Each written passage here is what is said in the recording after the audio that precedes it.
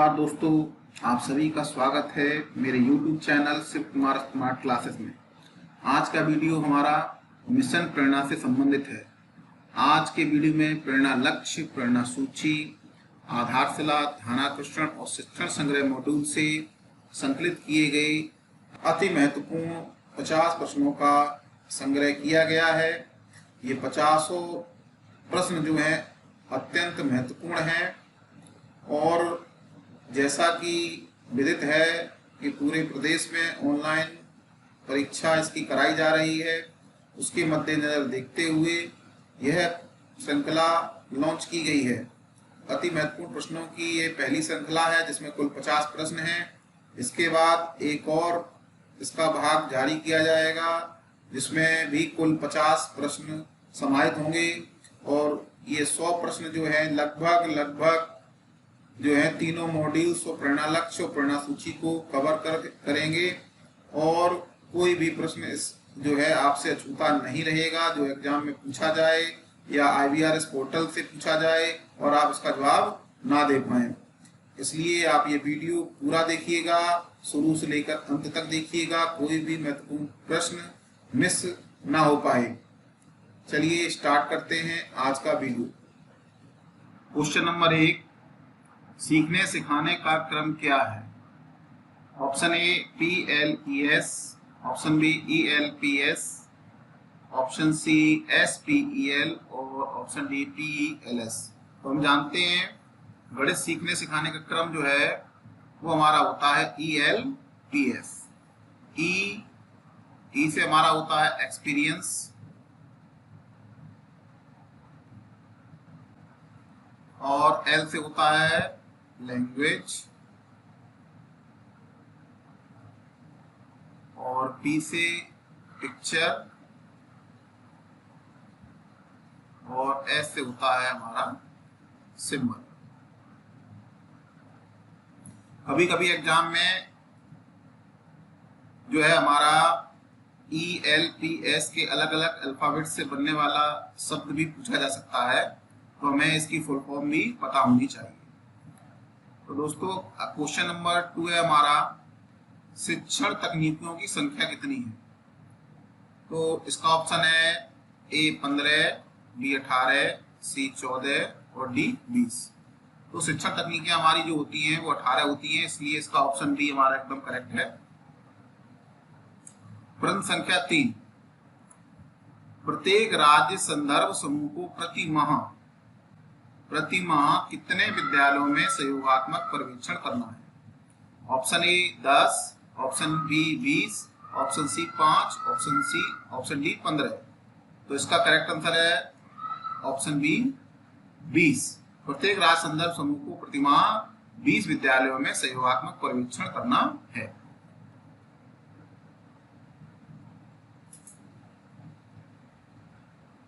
Question number 4, ई पाठशाला phase 2 का प्रारंभ कब हुआ? 21 जनवरी 2020, 22 मार्च 2020, 21 सितंबर 2020 या 14 सितंबर 2020। तो इसका राइट आंसर है 21 सितंबर 2020। ई पाठशाला फेज 2 का आरंभ 21 सितंबर 2020 को प्रारंभ हुआ। क्वेश्चन नंबर 5, अगर किसी अभिभावक के पास एंड्रॉयड फोन नहीं है तो आप उसे ई पाठशाला की सामग्री कैसे प्रदान करेंगे? ऑप्शन ए, अगर एंड्रॉयड फोन नहीं है तो हम कुछ नहीं कर सकते। ऑप्शन बी, उसे विद्यालय में बुलाकर सामग्री एवं कार्यक्रम के विषय में जानकारी देंगे। ऑप्शन सी, एंड्रॉयड फोन खरीदने के लिए उस पर दबाव बनाएंगे। या डी, इनमें से कोई नहीं। तो इसमें एंड्रॉयड फोन खरीदने के लिए दबाव नहीं बनाया जा सकता है। अगर एंड्रॉयड फोन नहीं तो हम कुछ नहीं कर सकते, ये भी नहीं हमको करना है। तो इसका जो राइट आंसर है वो ऑप्शन बी है, उसे विद्यालय में बुलाकर सामग्री एवं कार्यक्रम के विषय में जानकारी देंगे।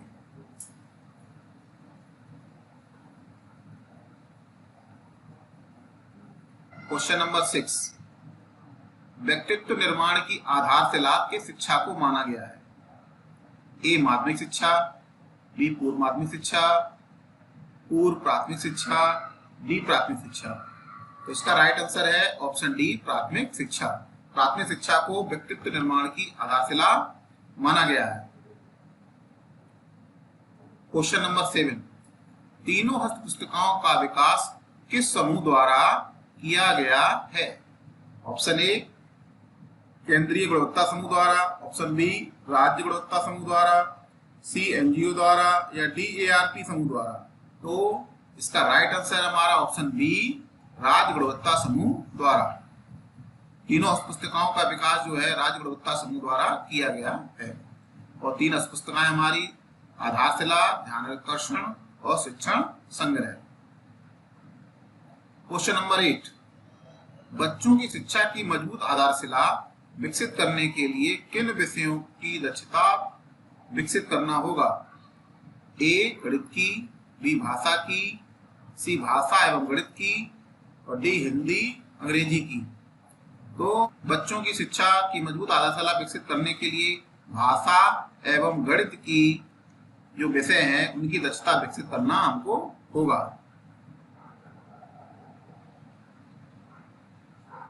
क्वेश्चन नंबर 9, किसी गतिविधि के मूल सिद्धांत कौन कौन से हैं? नंबर 1, शुरुआत रोचकता और चुनौतीपूर्ण कार्य से हो। ऑप्शन बी, कोई भी गतिविधि 4 चरणों ERAC में पूरी की जाए। गतिविधि सीखने के लक्ष्य एवं लर्निंग आउटकम से जुड़ी हो। तो इसमें 3 ऑप्शन, ये तीनों के तीनों हमारे सही हैं, इसलिए इसका ऑप्शन डी सही होगा, उपयुक्त सभी। क्वेश्चन नंबर 10, शिक्षण संग्रह मॉड्यूल। शिक्षण संग्रह मॉड्यूल में लिखित शब्द बाला क्या है? एक बच्चे का नाम, एक भवन का नाम, एक फिल्म का नाम, या विद्यालय भवन अधिगम सामग्री अधिगम सहायक के रूप में। तो इसका ऑप्शन हमारा डी सही है, बाला। बाला का हमारा फुल फॉर्म क्या है? बिल्डिंग एज लर्निंग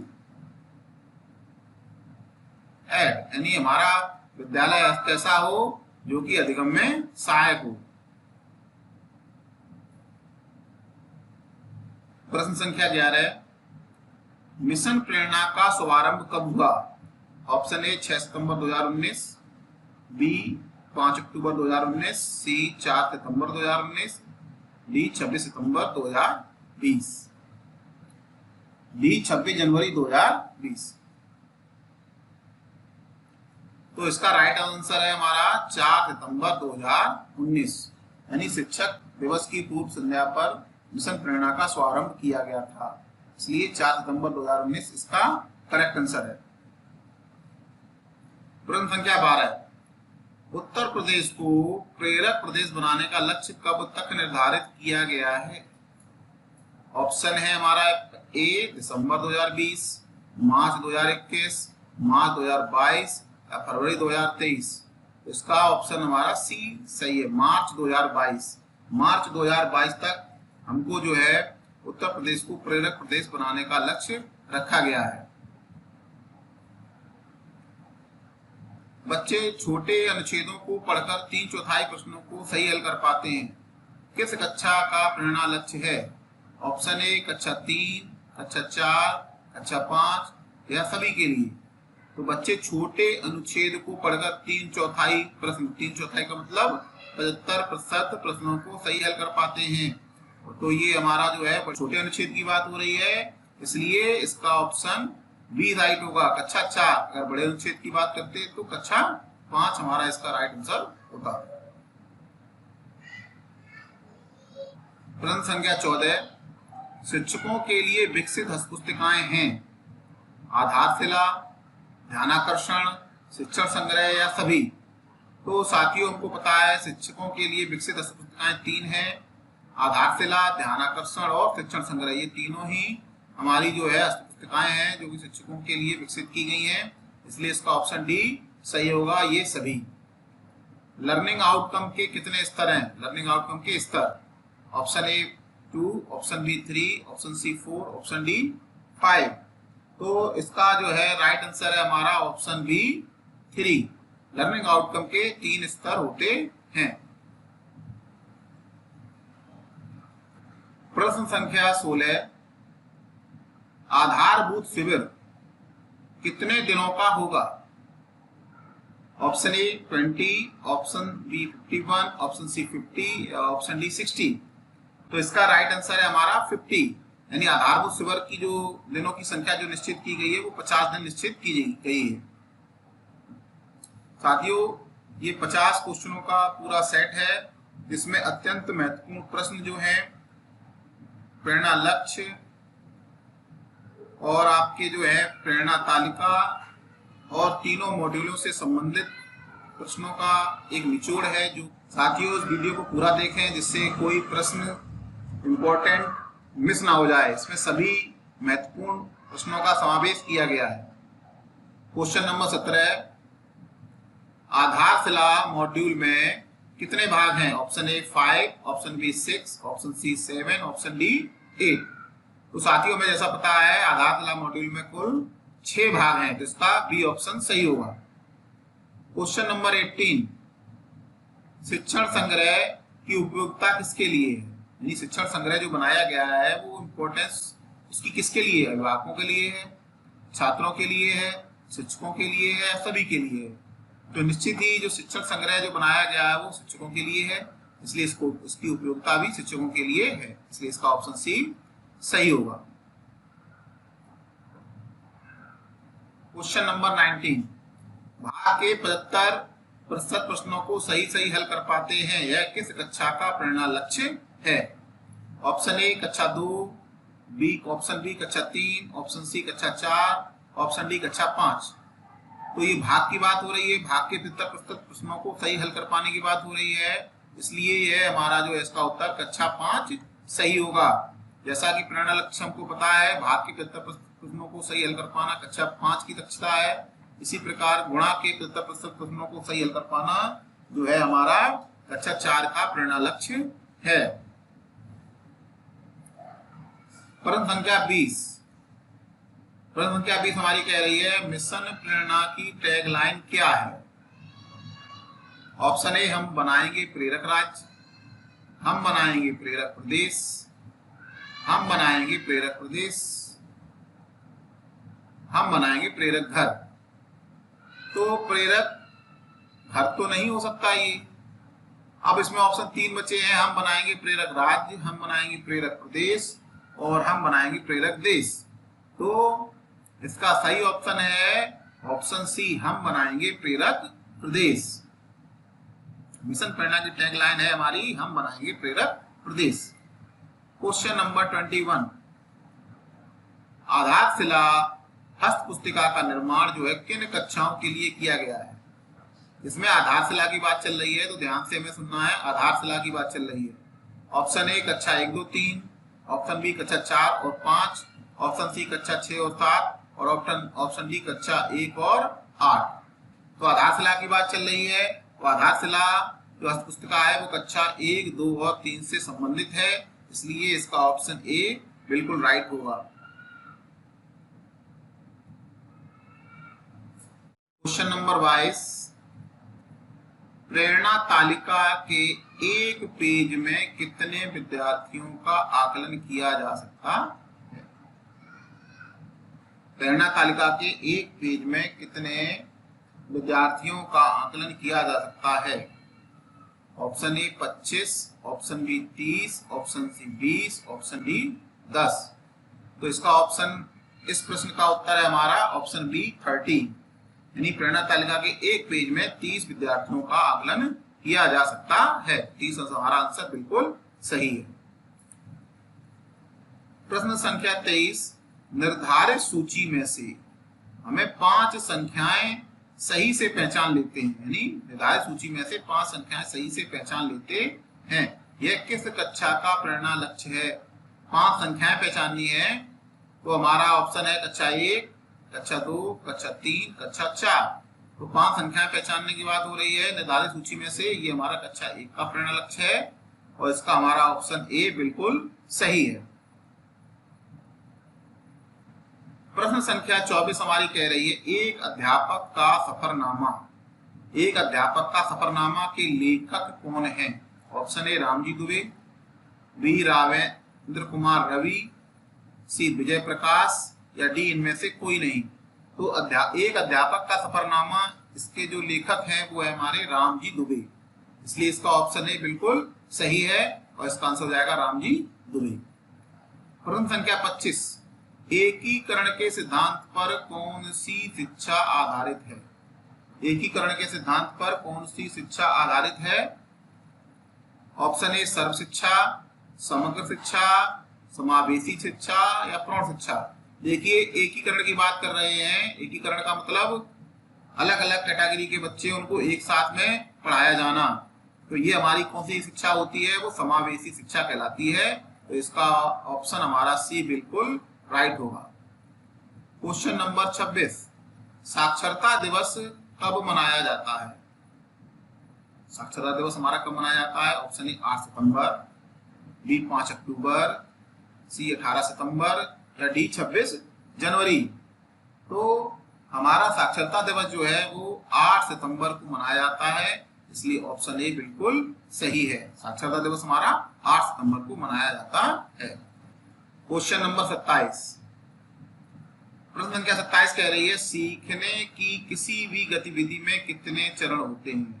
यानी सीखने की किसी भी गतिविधि में कितने चरण होते हैं? Option A 3, option B 2, option C 4, option D 5।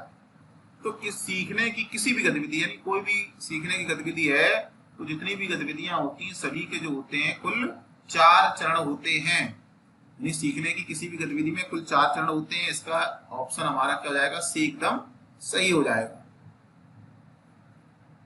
प्रश्न संख्या 28, ERAC एक चक्रीय प्रक्रिया है जिसके केंद्र में है। ERAC क्या है? एक चक्रीय प्रक्रिया है जिसके केंद्र में यानी उसका जो है मुख्य फोकस जो है किस पर है? नंबर ए आकलन, बी संकेतन या सी सीखना या डी समेटना। तो ERAC एक चक्रीय प्रक्रिया है जिसके केंद्र में क्या हमारा? सीखना, यानी बच्चा जो है सीख क्या रहा है। तो ERAC एक चक्रीय प्रक्रिया जिसके केंद्र में हमारा सीखना है, तो इसका ऑप्शन सी हमारा क्या हो जाएगा? एकदम राइट हो जाएगा। ऑप्शन सी हमारा बिल्कुल सही होगा। प्रश्न संख्या 29 हमारी कह रही है निम्नलिखित में कौन सी लर्निंग आउटकम की श्रेणियां हैं? जो लर्निंग आउटकम की श्रेणियां जो 3 थी उनमें हमें बताना है निम्न में कौन सी लर्निंग आउटकम की श्रेणियां हैं। नंबर 1 केंद्रिक outcome, 2 B nested outcome, C हमारा उप आउटकम। तो जैसा कि हम जानते हैं तीनों ही ये आउटकम जो है वो लर्निंग आउटकम की श्रेणियां हैं, इसलिए जो है इसका जो उत्तर होगा वो ये सभी, यानी ऑप्शन डी इसका राइट आंसर हो जाएगा। क्वेश्चन नंबर 30, एक ऐसी प्रक्रिया जिसमें शिक्षक अपने विचारों में नया परिवर्तन लाते हुए विद्यालय एवं कक्षा शिक्षण प्रक्रिया में कुछ बदलाव करते हैं, इसे क्या कहते हैं? ऑप्शन ए शैक्षिक भ्रमण, ऑप्शन बी शैक्षिक नवाचार, सी शून्य निवेश या इनमें से कोई नहीं। तो एक ऐसी प्रक्रिया जिसमें शिक्षक अपने विचारों में नया परिवर्तन लाते हैं, यानी विचारों में क्या ला रहे हैं? नया परिवर्तन ला रहे हैं, नई कुछ नीति ला रहे हैं, कुछ नया आइडिया ला रहे हैं। तो ये जो हमारा कहलाता है नवाचार, यानी शैक्षिक नवाचार। तो इसका ऑप्शन बी हमारा राइट हो जाएगा। क्वेश्चन नंबर 31, NAS का फुल फॉर्म क्या है? ऑप्शन ए national aircraft system, national achievement सर्वे, नेशनल आर्मी स्कूल या नेशनल अचीवमेंट सोसाइटी। तो NAS का फुल फॉर्म हमारा होता है नेशनल अचीवमेंट सर्वे। तो इसका ऑप्शन जो हमारा 20 राइट है, इसका आंसर हमारा बी सही होगा, national achievement survey.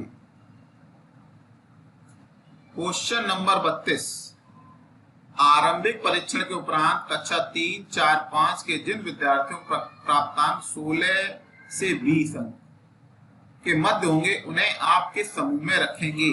Option A समूह ए, ऑप्शन बी समूह बी, ऑप्शन सी समूह सी और ऑप्शन डी हमारा समूह डी। तो 16 से 20 अंक आ रहे हैं तो उन्हें हम समूह बी में रखेंगे। इसका राइट आंसर हमारा बी हो जाएगा, समूह बी। क्वेश्चन नंबर 30, प्रेरणा सूची में किस कक्षा तक के विद्यार्थियों के लिए अपेक्षित दक्षताएं दी गई हैं। प्रेरणा सूची में किस कक्षा तक के विद्यार्थियों के लिए अपेक्षित दक्षताएं दी गई हैं? ए कक्षा 1 से 2 तक, कक्षा 3 से 5 तक, कक्षा 1 से 5 तक, कक्षा 6 से 8 तक। तो यहाँ प्रेरणा सूची की बात हो रही है, तो प्रेरणा सूची के बारे में बात कर रहा है, तो इसका जो हमारा राइट आंसर होगा वो होगा कक्षा 1 से 5 तक, क्योंकि प्रेरणा सूची में जो है कक्षा 1 से 5 तक की दक्षताएं दी गई हैं। क्वेश्चन नंबर 34 हमारा कह रहा है शिक्षण संग्रह मॉड्यूल जो है में कुल कितने भाग हैं? तो शिक्षण संग्रह मॉड्यूल में भागों की बात कर रहा है, तो ऑप्शन ए इसका है 3, ऑप्शन बी है 4, ऑप्शन सी है 6 और ऑप्शन डी है इसका 8। तो शिक्षण संग्रह मॉड्यूल में कुल 6 भाग होते हैं, इसलिए इसका उत्तर जो हमारा राइट हो जाएगा वो हो जाएगा option C 6। Question number 35। Question number 35 कह रहा है नियमित रूप से निर्धारित लक्ष्य के अनुरूप सहयोगात्मक पर्यवेक्षण कौन करेगा? कैसा सहयोगात्मक पर्यवेक्षण? पर्यवेक्षण की बात हमारी कैसी हो रही है? सहयोगात्मक पर्यवेक्षण की बात हो रही है। तो इसमें ऑप्शन है ब्लॉक स्तर पर एआरटी, जिला स्तर पर गठित टास्क फोर्स, खंड शिक्षा अधिकारी या संबंधित जिले के जिलाधिकारी। तो इसमें जो है हमारा राइट आंसर होगा खंड शिक्षा अधिकारी, यानी ऑप्शन सी इसका एकदम राइट होगा। यानी नियमित रूप से जो निर्धारित लक्ष्य के अनुरूप सहयोगात्मक पर्यवेक्षण जो करना है वो खंड शिक्षा अधिकारी को करना है, तो इसका ऑप्शन हमारा सी राइट हो जाएगा। क्वेश्चन नंबर 36 प्रभावी शिक्षण की सीढ़ी। प्रभावी शिक्षण की सीढ़ी किसके द्वारा प्रदर्शित किया गया है? जो तो इसका आंसर ऑप्शन ए है संख्याओं द्वारा, ऑप्शन बी हिंदी वर्णमाला के अक्षरों द्वारा, ऑप्शन सी अंग्रेजी वर्णमाला के अक्षरों द्वारा और इनमें से कोई नहीं। तो प्रभावी शिक्षण की सीढ़ी का जो प्रदर्शन किया गया है वो अंग्रेजी वर्णमाला के अक्षरों से किया गया है। ए से लेकर जेड तक उन्होंने प्रभावी शिक्षण की सीढ़ी बताई गई है। ए से लेकर जेड तक का वर्णन है और इसे जो है एन के जंगीरा जी ने इसका निर्माण किया है। क्वेश्चन नंबर 37 प्रभावी शिक्षण की सीढ़ी में अक्षर एन का मतलब क्या है? एन, तो एन का मतलब जो है इसमें ऑप्शन ए दे रखा है अधिगम कर्ता को जानिए, परस्पर बातचीत, प्रतिपुष्टि या डी सफलता का अनुभव। तो प्रभावी शिक्षण की सीढ़ी में अक्षर एन का मतलब है आपका परस्पर बातचीत। तो इसका ऑप्शन बी हमारा एकदम सही होगा, बिल्कुल राइट होगा।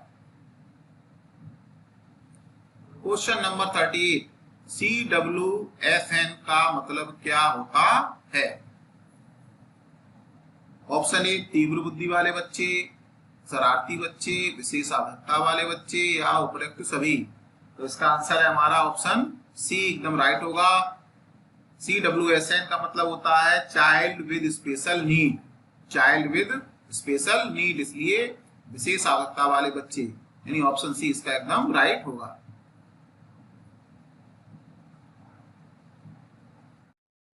क्वेश्चन नंबर 39 मैं कल से नहीं आज से ही अपने शिक्षण कार्य को बाल केंद्रित बनाऊंगा, यह कथन किसको आत्मसात करना चाहिए?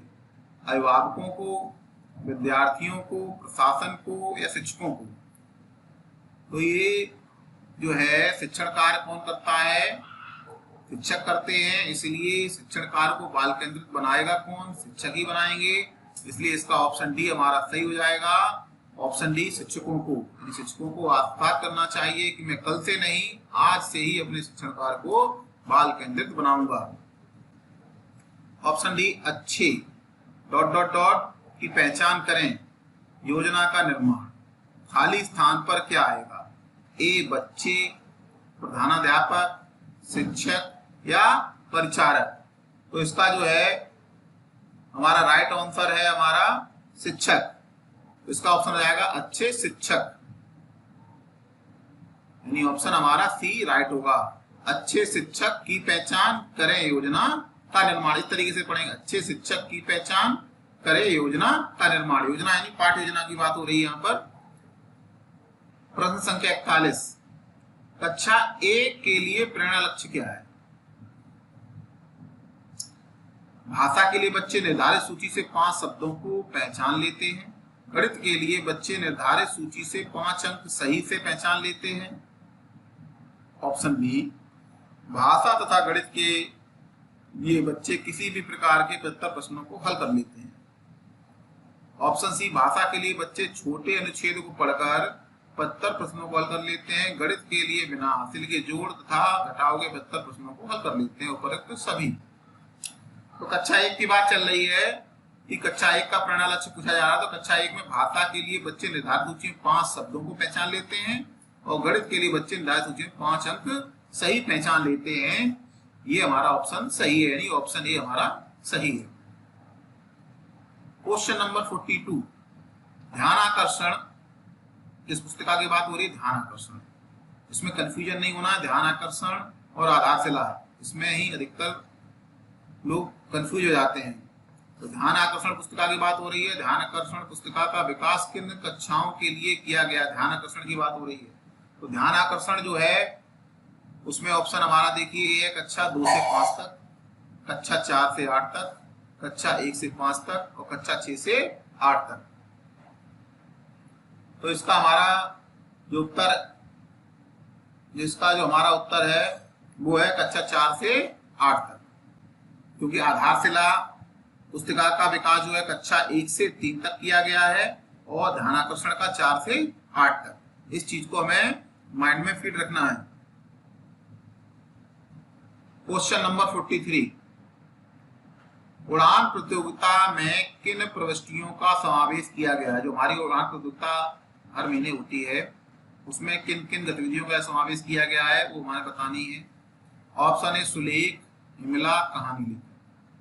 ऑप्शन बी, चित्रकला, निबंध लेखन, लघु कथा तथा निष्प्रयोज्य वस्तुओं से प्राप्त निर्माण की गतिविधियां।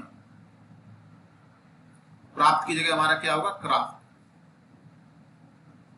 सी, नुक्कड़ नाटक, देशभक्ति गीत या उपरोक्त सभी। तो इसका ऑप्शन हमारा बी एकदम सही है। चित्रकला, निबंध लेखन, लघु कथा तथा निष्क्रिय वस्तुओं से क्राफ्ट निर्माण की गतिविधियां। क्वेश्चन नंबर 44 हमारा कह रहा है कक्षा 5, ये कक्षा 5 की बात हो रही है, भाषा के लिए निर्धारित प्रेरणा लक्ष्य क्या है? कक्षा 5 की भाषा की बात हो रही है। तो देखिए क्या कह रहा है ऑप्शन ए, बड़े अनुच्छेद को पढ़कर 3/4 प्रश्नों का उत्तर दे लेते हैं। 3/4 का मतलब होता है 75%। बड़े अनुच्छेदों को पढ़कर 1/4 प्रश्नों का उत्तर दे लेते हैं। 1/4 का मतलब होता है 25%। बड़े अनुच्छेद को पढ़कर 3/3 प्रश्नों का उत्तर दे लेते हैं। ऑप्शन डी, बड़े अनुच्छेद को पढ़कर 2/3 प्रश्नों का उत्तर दे लेते हैं। तो ये सभी ही हमारे option A, B, C, D हो गए हैं। इसमें सबसे पहला ऑप्शन है, बड़े अनुच्छेदों को पढ़कर 3/4 प्रश्नों का उत्तर दे लेते। 3/4 का मतलब 75% प्रश्न। ये हमारा ऑप्शन ए राइट है। कक्षा 5 भाषा के लिए निर्धारित प्रेरणा लक्ष्य हमारा क्या है? बड़े अनुच्छेद को पढ़कर 75% प्रश्नों को उत्तर दे लेते हैं। ऑप्शन ए इसका एकदम राइट है। क्वेश्चन नंबर 45, कक्षावार एवं विषयवार लर्निंग आउटकम को परिभाषित किया गया है। ए, प्रेरणा सूची में, बी, शिक्षण संग्रह मॉड्यूल में, सी, आधारशिला में, डी, ध्यानाकर्षण मॉड्यूल में। तो कक्षावार एवं विषयवार लर्निंग आउटकम जो है परिभाषित किया गया है वो हमारा प्रेरणा सूची में शामिल किया गया है, प्रेरणा सूची में परिभाषित किया गया है। इसलिए इसका ऑप्शन ए एकदम सही होगा। ऑप्शन ए, प्रेरणा सूची।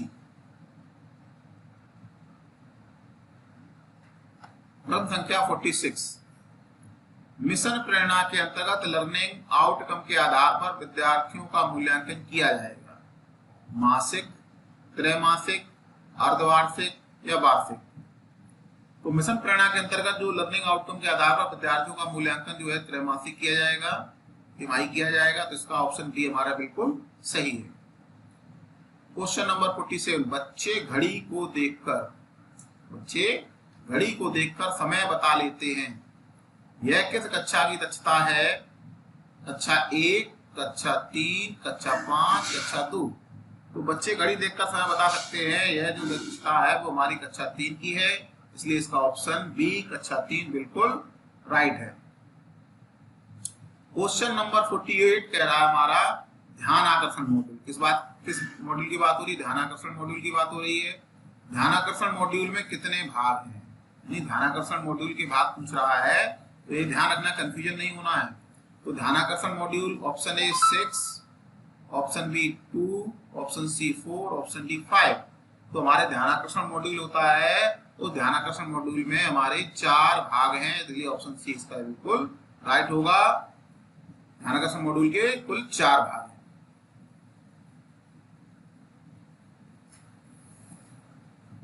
क्वेश्चन नंबर 49, ध्यान आकर्षण मॉड्यूल किन कक्षाओं के लिए तैयार किया गया है? ये हमारा ध्यान आकर्षण मॉड्यूल की बात हो रही है। ऑप्शन ए कक्षा 3 से 8, ऑप्शन बी कक्षा 4 से 8, ऑप्शन सी कक्षा 1 से 5, ऑप्शन डी कक्षा 6 से 8। तो ध्यान आकर्षण मॉड्यूल की बात हो रही है, तो ध्यान आकर्षण मॉड्यूल हमारा जो है कक्षा 4 से 8 तक की कक्षाओं के लिए विकसित किया गया है, तैयार किया गया है। इस वीडियो का सबसे अंतिम प्रश्न क्वेश्चन नंबर 50वां प्रश्न है, और 50वां प्रश्न हमारा कह रहा है कक्षा 6 का आकलन प्रपत्र बनाने के लिए, कक्षा 6 का आकलन प्रपत्र बनाने के लिए किस कक्षा की दक्षताओं से संबंधित प्रश्न पूछने चाहिए? कक्षा 3 से 6, कक्षा 4 से 8, कक्षा 1 से 5 और कक्षा 6 से 8 तक। तो हमें आकलन प्रपत्र बनाना है, कक्षा 6 का बनाना है, यानी उसे 5 तक की जानकारी होनी चाहिए, इसलिए 5 तक का ही हम 5 तक की दक्षताओं से ही संबंधित प्रश्न उससे पूछेंगे, इसलिए इसका ऑप्शन सी एकदम राइट होगा। तो साथियों, आज हमने मिशन प्रेरणा से संबंधित जो है हमने आधारशिला मॉड्यूल, ध्यान आकर्षण मॉड्यूल, शिक्षण संग्रह, प्रेरणा लक्ष्य और प्रेरणा सूची, इनसे संबंधित महत्वपूर्ण प्रश्नों को हल किया गया। और इस समय ऑनलाइन परीक्षाएं शिक्षकों की चल रही हैं, जिसमें ये प्रश्न जो हैं बहुत ही काम आ सकते हैं, आपको अच्छे अंक दिला सकते हैं। इसलिए इस वीडियो के 50 प्रश्नों का समावेश जो किया गया है बहुत ही सोच समझकर और बहुत ही छांट कर किया गया है, और इसके बाद एक और 50 प्रश्नों की प्रश्नावली जो है बहुत ही महत्वपूर्ण आने वाली है। यह वीडियो भी जल्दी ही पोस्ट कर दिया जाएगा। अगर आपको यह वीडियो अच्छा लगा हो तो आप चैनल से हमारे जुड़ सकते हैं। अगर आपको ये वीडियो पसंद आया हो तो आप लाइक करें और इसे शेयर करना ना भूलें। आप चैनल को सब्सक्राइब कर लें और बेल आइकन को दबाना ना भूलें, जिससे आगे आने वाली वीडियो आपको समय से प्राप्त हो सकें। Thanks for watching. धन्यवाद।